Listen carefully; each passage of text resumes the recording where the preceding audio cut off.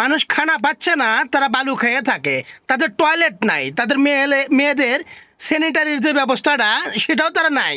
ঠিক আছে, তো যাই হোক, তারা আমাদের দেশ নিয়ে কিভাবে কথা বলে, আমাদের দেশ কীরকম আছে এটা তো আমরা ভালো জানি, কত ভালো আছি আমরা। যাই হোক, কথা হলে কি, ট্রিটমেন্টের কথা যদি বলেন, আমরা বাংলাদেশের মানুষ ওখানে যা ট্রিটমেন্ট করে আসি, ঠিক আছে, মানছি।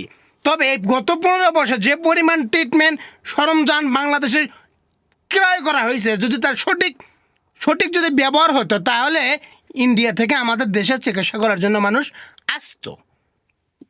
ঠিক আছে, কি কারণে? বাংলাদেশে যে পরিমাণ সরঞ্জাম কেনা হয়েছে, দেখানো হয়েছে, এগুলো কেনে নাই, হয়তো বা ব্যবহার করতে পারতেছে না, বাস কাহিনী এটাই।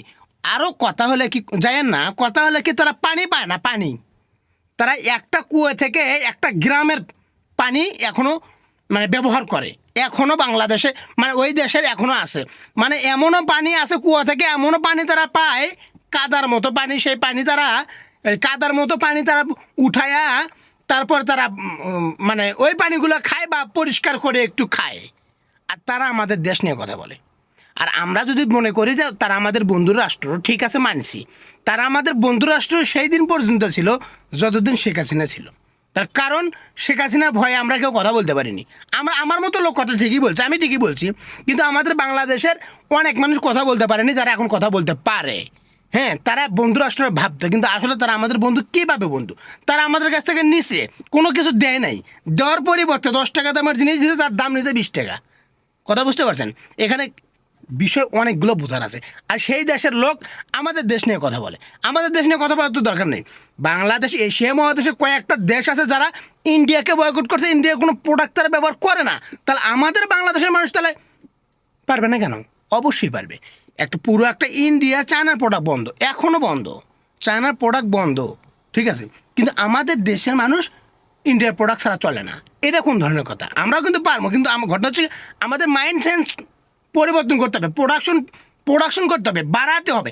এগুলো যদি আমরা না করি তাহলে হবে না। কিন্তু ঘটনা হচ্ছে কি, তারা যে আমাদের দেশ নিয়ে, আমাদের সংস্কৃতি নিয়ে কথা বলে, বিশেষ করে আমাদের হিন্দু ভাই আর মুসলমানদের সঙ্গে যে একটা দ্বন্দ্ব সৃষ্টি করে তার পায়তারা করে, এটাতে কতটা বিপজ্জনক আমাদের জন্য হয়তো দাঁড়াইছে, এটা আমরা জানি। যাই হোক, আমাদের যারা বুদ্ধিমান লোক আছে তারা এটা মানবে না। এখানে আরেকটা কথা আছে, আমরা যদি তাদের দেশে যদি ভ্রমণ করতে না যাই, তাদের কী অবস্থা হবে? এই যে ইলিশ মাছ আমাদের সরকার যে দিছে, এটা এক প্রকার দয়া করছে, কান্নাকাটি করছে তারা ইলিশ মাছের জন্য। আমরা যদি না দিতাম তারা কী করতো? এই দেখেন, ত্রিপুরায় তাদের যে হলো হোটেল মালিকরা আছে, তারা হলো বাংলাদেশের পর্যটকদের জন্য নিষিদ্ধ করে দিছে, মানে তাদেরকে হোটেল ভাড়া দেবে না। বর্তমানে সেই নিষেধাজ্ঞা তুলে নিছে। তার কারণ কি? আমাদের বাংলাদেশের মানুষ যদি সেখানে গিয়ে হোটেল ভাড়া করে না থাকে, তাহলে তাদের হোটেলে তালা মারা লাগবে। কথা বুঝতে পারছেন?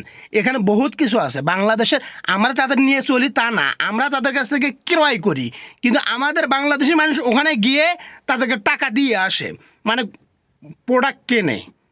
আমরা 10 টাকা দামের জিনিস তাদের কাছ থেকে সরকারিভাবে যেগুলো কেনা হয়েছে, সেগুলো তো মনে করেন যে 10 টাকার দামে 20 টাকা দিয়ে কেনা হয়েছে। ঠিক আছে, যাই হোক, অনেক হিসাবপাতি আছে, এগুলো হিসাবপাতি করতে গেলে মাথা নষ্ট হয়ে যাবি। মাথা নষ্ট করার দরকার নেই, যে যেখান থেকে দিয়েছেন বেশি বেশি করে দিন।